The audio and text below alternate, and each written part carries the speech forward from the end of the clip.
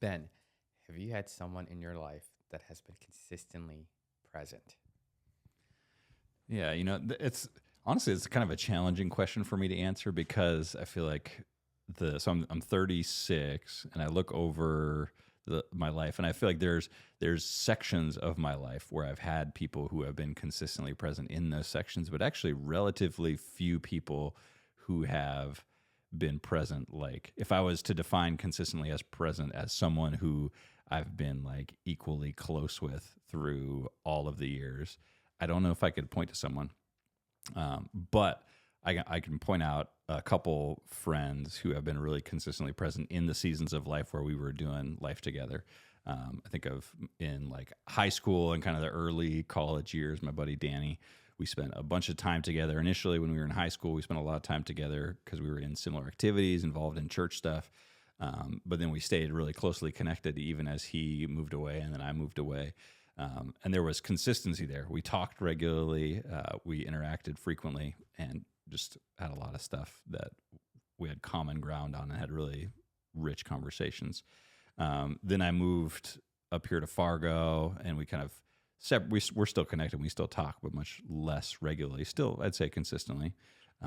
But in my time here, probably the person who's been most consistent. This is maybe an easy answer because it's family. It was my wife. Like we met, got to know each other, and we spent over time increasingly large amounts of time to now.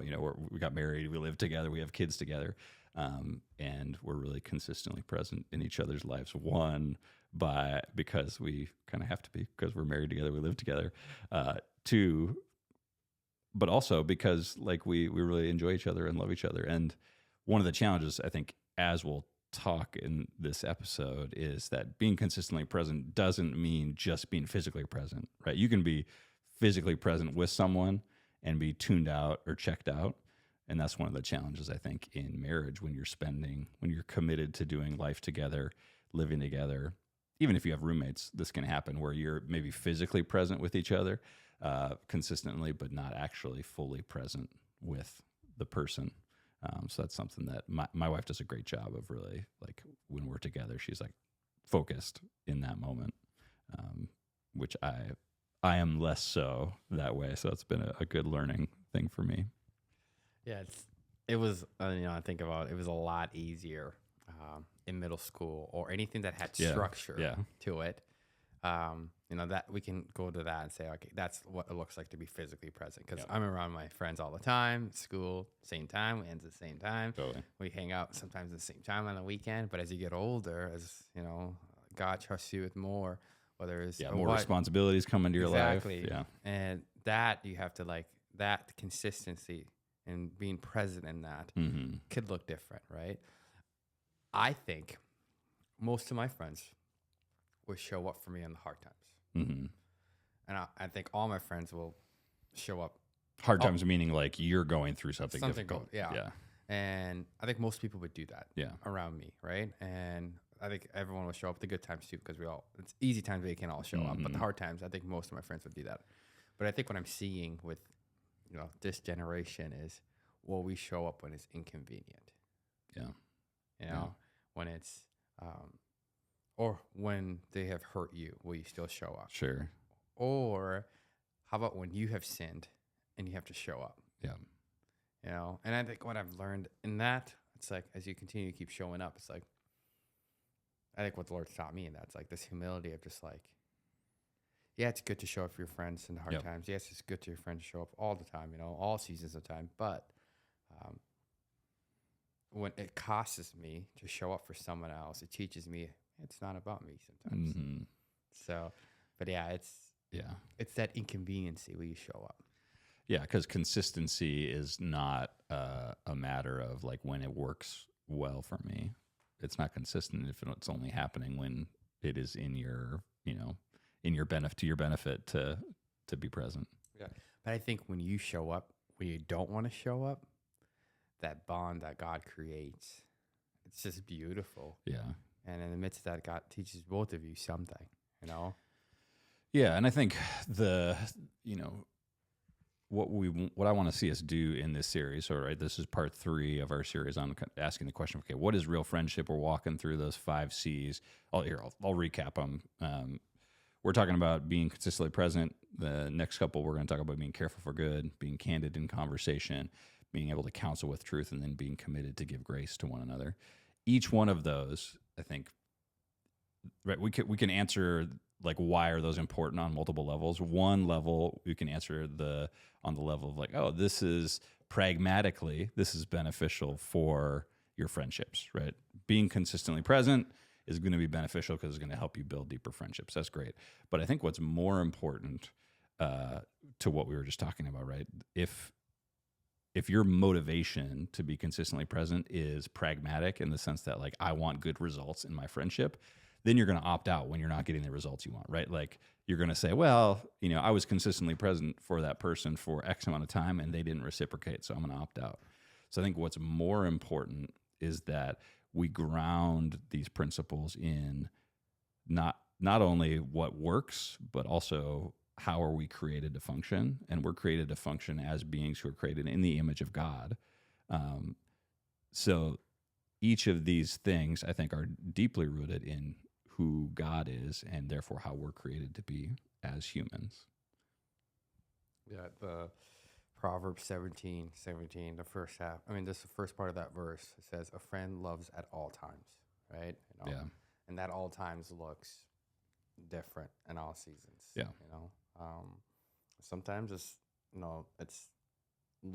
loving someone when it's hard. I think that's really what real friendships can be built. Yeah. It's like it's easy to love you when you're easy to love, but yes. It's hard to love you when it's hard to love you, Yeah. So, but yeah, I think the other thing people need to get away from is like, okay, that frequency, like if it's all about the frequency, like, okay, I'm present once a week, I'm present once a month or once a quarter. If that's what you're relying on, that's not enough. That's not the point though too. Mm-hmm. It's not the frequency. It's like the time that you spend together and what that looks like. Are you present? Yep. Yeah, because what does God exemplify biblically, right? Is he someone who's there sporadically or occasionally when it works out well for him? No, very clearly one of the most frequent descriptors in the Old Testament used to talk about God is this idea that he is someone who practices, and I'm going to mispronounce this, the Hebrew word is chesed. So the idea, it's some versions of the Bible translate it covenant love or faithfulness or faithful love. And over again, Scripture says that is how God operates towards his people, as he commits to his people in the Old Testament, particularly the Jews, but through the biblical entirety of the biblical story, it's clear that it's humanity, right? God, John 3:16, God so loves the world that he gives his only son, and he's made this promise. He's going to keep that word, and that's regardless of whether it's convenient for him or inconvenient for him, whether he's getting the results that he wants or is not getting the results that he wants. And that's huge, I think. And if you're a follower of Jesus, we're called to operate in that same way towards the people around us with covenant faithfulness. And we're committed to you, and I'm going to stay faithful to that, even if you're not kind of holding up your end of the bargain. Yeah. And the quality of this will go down if you are trying to do that for everyone. Expand on that. What do you mean? I don't think you can have this deep friendship with everyone. Sure. I think there's few you can do that with. Yeah. And I think we're called to be kind to everyone. We're called to love everyone. And we're called, if God's putting someone in your life that he wants you to speak into, like, do that. Like, follow him. But, like, if I'm being consistently present to everyone, the quality of that is that, I don't know. I think the quality, I would just say it's just hard. Yeah. Yeah. Does that make sense? Yeah. Yeah. I think there's going to be, what consistency is going to mean is going to be different for different people, right? You get Matthew 28 and John 14 through 17, Jesus is talking with the disciples. Matthew 28 specifically, Matthew talks about how Jesus, having loved his own, loved them to the very end. So he's like he's consistent with his people, but there's also a sense in where just Jesus is in his earthly ministry. He's consistent with the crowds. He's functioning consistently with them, but the quality of that relationship is very different with the crowds than it is with his chosen few, those 12 that he is with and loves them till the end. Have you ever been, how do you even practice this? Like, what do you do? Yeah. How do you show up consistently and be present consistently? Yeah. I'll give you a couple different examples of this. One, I think what we're just talking about is an interesting one. It was kind of on my mind yesterday. So usually Wednesdays and then Friday mornings, as I mentioned in previous episodes, I do some chaplaincy stuff at a local company here in town. So I walk around and talk with employees. And I was sitting down and there's some data we have to track for that, like how many conversations we have is one of the things. And I was like, man, in the last 3 hours at doing this role, I talked with like 87 people. And, the quality of those conversations, the depth of those is going to be varied. Probably the vast majority of them are relatively shallow. But some of them on Wednesday in particular were a couple heavy conversations with a few people. And so in that kind of context, there's consistency there because I'm engaging those people consistently in the sense that I'm there at a similar time each day, and my posture in those conversations is consistent. That's a little bit different than what we're talking about in friendship, but I think the principle applies is like so you can be consistent in the sense of like I'm consistent in the way I interact with you. You can be consistent in the like space or place or time periods that you interact with someone, but that doesn't necessarily mean you're really close friends with them. So I think the way it's played out for me in like what we consider more normal friendships, people I just know and am interacting with them because they're my friends, is I'll go so far with some people where I'm like, I want to stay connected with this person, but I know my tendency is to focus on what's the thing right in front of me. Is I'll actually put like reminders in my phone to be like, text or call so-and-so, and say like, put that on a 1 month, recurring task for me, just so that I don't forget that this is a person that I want to engage with just because they're not, right in front of me all the time. That's one really practical thing. Yeah. Me doing life with these guys for, the guys in my life group for 4 years now. I think there's two parts, right? It's like there's something about showing up and there's something about listening. Yeah. And as you listen, as you aim to listen, showing up is the hard part too, right? I think just show up. Whatever it is, just show up and then listen. And that allows you, that's what present looks like to me. It's like I want to sit in there with them. Mm-hmm. And as I sit there, I want to see them in that, right? And the way I do that is I show up and I listen to them. So, but, the audience that we listen to, or the audience that listen to this podcast sometimes, like I don't even have real friends consistently. Yeah. So how the heck do I go first? And how do I start this with someone else, right? Mm-hmm. So what would you say about that? Like, what do I do first? Yeah, like how do you begin being consistent? I think it begins with that place of, similar to what I was describing in my chaplaincy role, is you need to begin on a shallow level being consistent with the people around you. Like my guess is most people who are watching this, listening to this, you probably have a job or you have places you go consistently, whether that's a church or a coffee shop or whatever. I think being consistent, finding places like that or things like that to be consistent in is going to set you up to begin to engage relationally with other people in a way that can develop some real friendship. So that might look like, being consistent about talking with someone that you see. Say you go to church, be consistent initially with talking to someone you cross paths with there. And that consistency is going to begin to build trust, which is really, that's like kind of the foundational thing for a real friendship is if you don't trust someone, you're not going to be friends with them. And the consistency is a key piece of trust. If you don't know what to expect from someone, i.e., they're not consistent, you're not going to want to develop a relationship with them unless for some reason you're required to. Yeah. I've never went up to my friends and say, "Hey, you want to be friends?" I've never. It just happened over time, right? Yep. But you can if this is something that you are. I don't think that's weird at all. Like Jimmy himself, invited us to his lake cabin 4 years ago, and we've built this bond. He went first.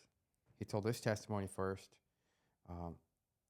And he shared everything, and then the next guy goes, and then we kind of built that bond in the beginning of we were all there for, like, we know we were all going to be there for each other, but we were all there for each other as we showed up and as we listened. We don't know what we were doing, but that was the beginning of, okay, you too, me too. Yeah, that was the beginning of our friendship. But yeah, I think Jimmy asking to come to the cabin, and hey, that was kind of, sometimes I think there's such thing as invitation too. Totally. Right? But I'm assuming that you guys had some sort of relationship before that, right? It wasn't just like he walked up to you off the street and said, "Hey, you want to come to this cabin?" Yeah. That'd be weird, right? If some random guy came up to you and was like, "Hey, come to my cabin." We worked together. Yeah. So you guys there had been some consistency developed ahead of time where you had a shallower level of relationship. I mean, even being coworkers and doing business together develops a level of trust. Yeah. And then that led, you're 100% right. Yeah. So, okay, don't just go up to someone and say, "Come to my cabin." Yeah, I would have said no, but yeah, there was this trust. Come meet me and 4 men in a cabin in the woods. And sit in a circle. It's like, what is going on here? But yeah, I mean, it's hard sometimes to be present because you also have a lot going on, right? Yeah. And like I said at the beginning, it's just like, even when you have a lot going on, even when you're hurting, even when life is full, even sometimes as they're talking, you're focused on how to respond, like all this in your head. I think just like give that and surrender that all to the Lord and just be there and then just listen. Yeah. It helps. Yeah. It really does help. Totally. And I think that's what that looks like, to be present though too. And then do that consistently. Yeah. And God creates something that no man can break too. These are people that, for these guys in my life, it's like, man, even if we're not, consistency has looked different over the years. Some guys have had kids. Some guys have, they're talking to someone. They're thinking about engagement. Some guys, they're facing sickness. It's like, it just looked different, Yeah. And the goal is not, hey, when is the time we're meeting? When are we doing this? It's just being okay. But the goal is like, hey, how do I see you in all seasons? And how do I love you in all seasons? Yeah, as a friend, if you're a real friend to the people around you, you're going to be proactive with that. It's going to look different over time. Like I think of one of the ministry leaders I've coached over the years. Him and a really good friend, they almost every Friday for decades have talked on the phone for about an hour. That's really consistently. That's consistently in the sense that, hey, we've got this scheduled time. We know sometime Friday afternoon, kind of the end of our work week, we're going to have a phone call and catch up. It might be 10 minutes. It might be an hour. Contrast that with my wife and one of her best friends from college. They don't have consistency in the sense of like, hey, each week we're going to talk, but they do consistently talk. There's not a set time limit between those conversations. But usually when they talk, it's for like 2 to 3 hours on the phone. Like I know if she's calling Megan, I'm like, all right, the rest of the night I've got free once the kids are in bed, because even if she said it's an hour-long call, it's going to be 2 to 3 hours. So, both of those very different schedule-wise, but both of those are consistent. And I think that's another key thing. You were kind of talking about the group of guys that you get together, you meet personally, but presence doesn't necessarily have to be like physically present, right? It's that you have some, like, they're on your mind and on your heart. You're engaging actively with each other relationally. That might be a phone call, like the examples I was just talking about. That might be spending time on a regular basis in person. Even I think the consistent presence, man, technology has made that so easy, like lowered the barrier so much for us to be consistently present in that sense with people all over the world. Like even, sharing a Instagram reel with someone, or like shooting someone a text, that takes 5 seconds. And that's us in a small way. That's a statement of like, hey, I'm present with you. I'm thinking of you. Like, we're relationally connected in this moment. Not a substitute for in person or those like extended conversations, but it's a small way to be consistent and present with people. I think, I don't know. And, one of my buddies, we were helping him move yesterday. They're moving to Colorado. And one of the things he said is like, hey, I want to be intentional, staying connected. Yeah. And let's do whatever we got to do that, right? And he's like, as men, we do a bad job Totally. on doing that. Yep. So, but like even him calling that out, I'm just like, hey, yeah, I can be busy, he can be busy. It's like, hey, let's just block it out in my calendar that we're going to commit to talking regularly, consistently. As we do that, may God just continue whatever he's doing with both of us, Totally. So, but yeah, there has to be just like, if you're not consistently present towards your friend, I think there's something about confessing that and also bringing that to light. Yeah. And just like give it to the Lord, but also like his mercy is new today. Mm-hmm. So, yeah.